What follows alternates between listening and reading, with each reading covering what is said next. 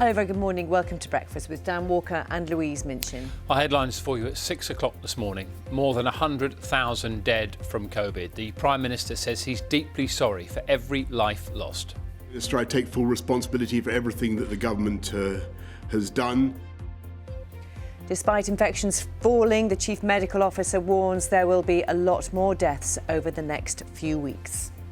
Travellers arriving in England from COVID hotspots around the world are to be told to quarantine in hotels at their own expense. The injustices which can be put right without spending too much. Good morning. A new report finds 1.3 million taxpayers excluded from government support schemes could be better help for a fraction of the current spend. The government says it's listening. The Premier League has new leaders. A ruthless Manchester City thrashed West Brom 5-0 to go to the top of the table for the first time this season. Good morning. It's a murky start to the day today. Quite a lot of mist and some drizzle across the southwest and Wales. But there will be some brightness, the best of which will be in northern Scotland. And then later, we see a new band of rain coming into the southwest. I'll have all the details throughout the programme.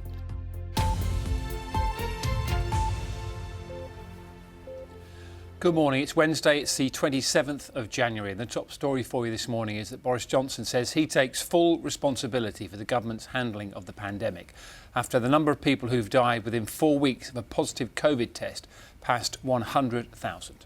The Chief Medical Officer for England, Professor Chris Whitty, also warned there will be quite a lot more deaths over the next few weeks. Labour has accused the government of making too many late decisions. Our correspondent Vishala Sripathma reports.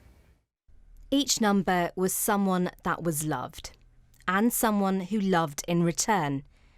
A brother, a son, a sister, a grandmother.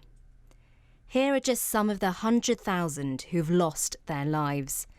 Every face, a heartbreaking tragedy for those who loved them. It was quite traumatic to see someone so healthy and vivacious go from living a full life to being gone in the space of 2 or 3 weeks. And I would say that a very big part of who I am was because of my dad. And I've never felt so lost before. The UK has one of the highest death rates in Europe. Few prime ministers have lost so many lives at home. A sombre Boris Johnson apologised to the nation as he announced a toll almost twice as bad as the Blitz. Today, the number of deaths recorded from COVID in the UK has surpassed 100,000. And it's hard to compute the sorrow contained in that grim statistic. Opposition parties feel that the government were too slow at the start, and had it locked down quicker, many deaths could have been avoided. And this from within Mr Johnson's own party, an acknowledgement that mistakes have been made. Absolutely. We can look back and say and learn from those mistakes to say how we could have done things differently. In the spring, we were told a good outcome would be a death toll of around 20,000. But with the total figure now over 5 times that, when are we going to see a slowdown? Senior medical officials are warning it might be a while yet. It would really not surprise me if we're looking at another 40 or 50,000 deaths before this burns out. The deaths on the way up are likely to be mirrored by a number of deaths on the way down in this wave. And each one, again, is a tragedy. And each one represents also probably 4 or 5 people that survive, but who are damaged by COVID. The progress to vaccinate the most vulnerable has appeared to have helped slow down the infection rate, with the number of new cases falling. But deaths are still high. Yesterday, 1,631 people died of the virus. A sobering reminder that whilst the end is in sight, the battle to contain the spread of this deadly disease is not over yet. Vishala Sripathma, BBC News. Well, let's get the reaction now to the Prime Minister's apology on behalf of the government. Here's our political correspondent, Ian Watson. The Prime Minister was in a sombre mood when he addressed his Downing Street press conference yesterday, saying that he was deeply sorry for all the lives that had been lost, that his government took full responsibility for the handling of the pandemic. But he said that the government truly had done what it could to minimise the loss of life and would be continuing to do so. There has been calls for an independent inquiry into the pandemic by a campaign group representing bereaved families. But the Prime Minister said, look, lessons would be learnt, there would be time to reflect, but the focus for the government for now was tackling the virus and, of course, delivering on the vaccination programme. The Labour leader, Sir Keir Starmer, said that the 100,000 figure was, of course, a national tragedy, and we shouldn't forget that each single life that was lost. But he also accused the government of being slow to act. And in a way, so did one of the government's former advisors, Professor Neil Ferguson, who used to be in the scientific advisory body SAGE, told the BBC that he felt if more stringent measures had been enacted back in the autumn, back in September, then not all, but some of the lives that were lost could have been avoided.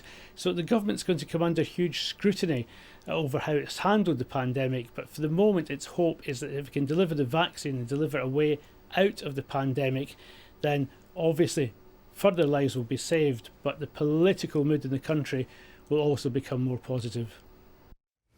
Bereavement support charities have written to the Health Secretary calling for more funding in the light of what they call the terrible toll of 100,000 deaths with COVID-19. They say some of the £500 million allocated to mental health services in England in the spending review should be used to support bereaved families, many of whom were not able to be with loved ones as they died. The Home Secretary, Priti Patel, is expected to announce that British residents arriving in England from coronavirus hotspots will have to quarantine in a hotel for up to 10 days. This follows concerns over new variants of the coronavirus from South Africa and from Brazil. Our correspondent Ben Bland is at Heathrow Airport this morning. Ben, morning to you. This was discussed at a very high level yesterday, and hopefully today we'll find out exactly how it will work. Yes, and the basics of it, we understand, are that people arriving from certain countries in South America and Southern Africa coming to England would have to do 10 days of isolation in a hotel. Now, the current rules are that they have to do 10 days of isolation, but they can do that at home.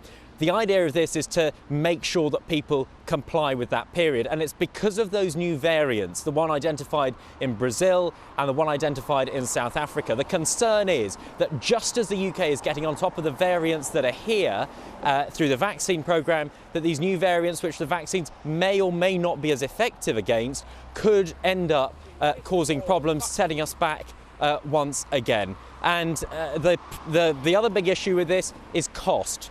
It could be, if you think about a stay in a hotel for 10 days, something like over £1,000 for a single person, maybe, who knows, up to closer to £3,000 if it's a family of 2 adults, 2 children. And we understand that that cost would be borne by the traveller or their family themselves. One thing to say, the Airlines Association, Airlines UK, and the Airport Operators Association have both said that we already have some of the strictest travel rules anywhere in the world, and they fear this extra step would be catastrophic for the industry. OK, Ben, thank you for that, and we'll be talking about that issue of quarantine throughout the morning for you this morning. The boss of the pharmaceutical company AstraZeneca says his firm is certainly not taking its coronavirus vaccine away from the EU to sell it elsewhere at a higher price. The company is facing criticism after it said its first delivery to the EU would be considerably smaller than planned because of temporary production problems. There are fears the dispute could affect the UK if the EU restricts exports of another vaccine made by Pfizer in Belgium.